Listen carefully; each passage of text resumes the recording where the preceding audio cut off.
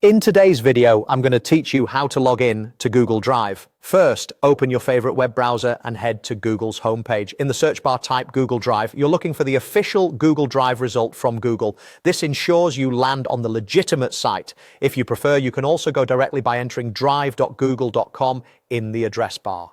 Both paths take you to the same place, so choose whichever is more comfortable. When the Google Drive page loads, look toward the top right corner for the Sign In button. If you're already signed into a Google account in this browser, you might be taken straight into Drive automatically. If not, go ahead and click Sign In. This brings you to Google's Sign In screen. Here, you'll see a list of Google accounts you've used on this device. Click the one you want to use with Drive. If you manage multiple accounts like personal, work, or school, double check that you're choosing the correct one so you see the right files and shared folders. If the account you want isn't listed, choose the option to use another account, then enter that account's email address to continue.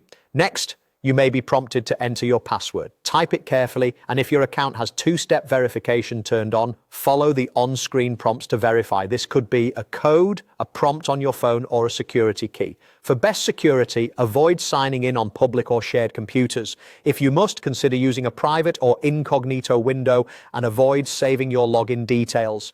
After you're authenticated, you'll be redirected to Google Drive. You should now see your Drive dashboard with My Drive, shared items, and your folders and files. If you arrive at a quota or storage page, that's still your Drive environment, simply click My Drive on the left to view your files.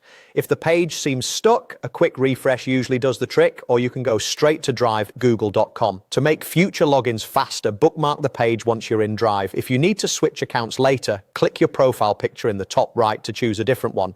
If you ever run into sign-in loops, try an incognito window, allow cookies for Google, or switch to another browser and try again. That's it. You're logged into Google Drive and ready to access your files from anywhere. Thanks for watching and happy organizing.